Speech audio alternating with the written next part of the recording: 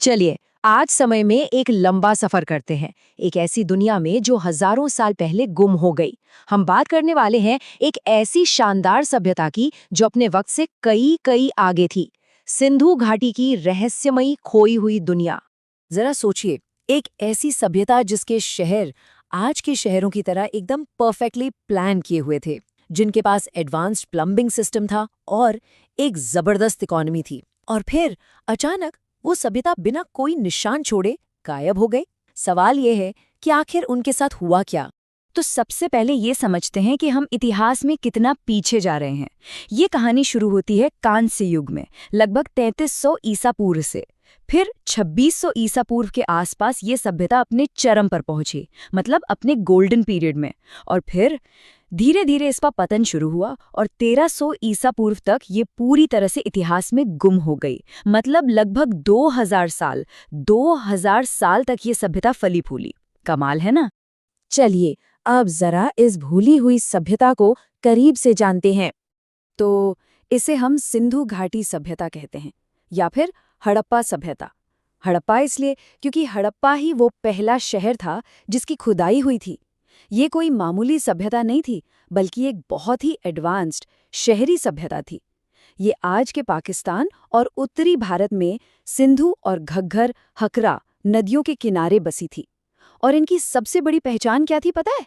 इनके लाजवाब एकदम प्लान करके बनाए गए शहर। अब सवाल ये है कि हमें ये सब पता कैसे चला? जवाब है उन सुरागों में जो वो अपने पीछे छोड़ गए। और सबसे बड़ा सुराग, सबसे बड़ा सबूत उनके शहर हैं। ये शहर किसी अजूबे से कम नहीं थे। सच कहूं तो ये उस जमाने के हिसाब से इतने मॉडर्न थे कि आज के शहरों को भी टक्कर दे सकते थे। उनकी सिटी प्लानिंग तो बस कमाल ही थी। सोचिए, सारी सड़कें एक दूसरे को बिल्कुल 90 डिग्री के एंगल पर काटती थीं, एक परफेक्ट ग्रिड की तरह। फिर पूरे शहर में फैला हुआ था एक एडवांस्ड ड्रेनेज सिस्टम, मतलब नालियों का एक ऐसा जाल जो सारी गंदगी को शहर से बाहर ले जाता था। और घर बनाने के लिए वो एक ही साइज की पक्की ईंटों का इस्तेमाल करते थे।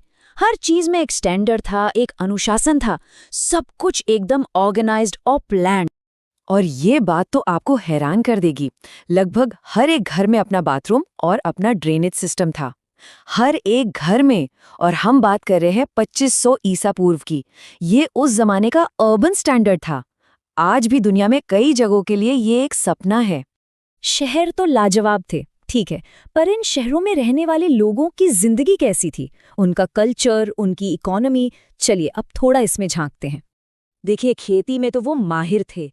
दुनिया में सबसे पहले कपास उगाने वालों में से एक थे ये लोग।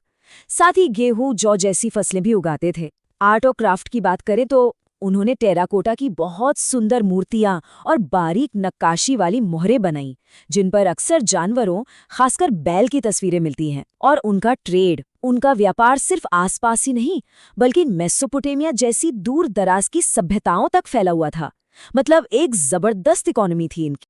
तो चलिए अब एक छोटी सी टूर पर चलते हैं कुछ सबसे जरूरी आर्कियोलॉजिकल साइट्स की, जहां से हमें ये सारी चौंकाने वाली जानकारी मिली है। जैसे कि पाकिस्तान में है मोहनजोदड़ो, जो अपने ग्रेट बाथ और बड़े बड़े अन्न भंडारों के लिए मशहूर है। फिर भारत में गुजरात चलिए, वहां लोथल में एक बहुत बड़ा प्लान्ड डॉकयार्ड यानी बंदरगाह मिला है, जो बताता है कि उनका समुद्री व्यापार कितना जबरदस्त था। राजस्थान के कालीबंगा में तो दुनिया के सबसे पुराने जुते हुए खेतों के सबूत मिले हैं। और हरियाणा का राखीगढ़ी, वो तो भारत में मिली अब तक की सबसे बड़ी साइट है। इतनी एडवांस सभ्यता, इतने शानदार शहर, इतना फैला हुआ व्यापार, सब कुछ था। लेकिन इसके बावजूद ये पूरी की पूरी सभ्यता एक बहुत बड़ी अनसुलझी पहेली है।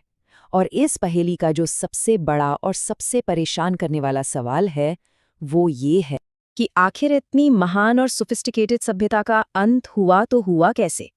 अब देखिए, हमारे पास पक्का जवाब तो नहीं है, लेकिन एक्सपर्ट्स के पास कुछ थियरीज हैं। एक थियरी है क्लाइमेट चेंज की।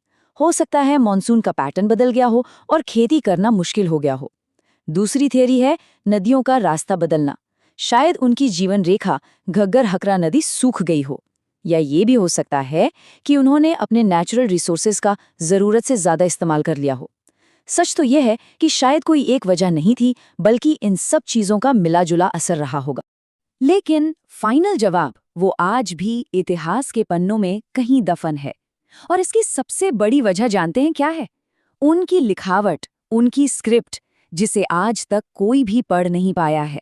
वो क्या लिखते थे, क्या सोचते थे, हम नहीं जानते। और यही बात इस रहस्य को और भी गहरा बना देती है और हमें ये सोचने पर मजबूर करती है कि हम अपने अतीत के बारे में वाकई कितना कम जानते हैं।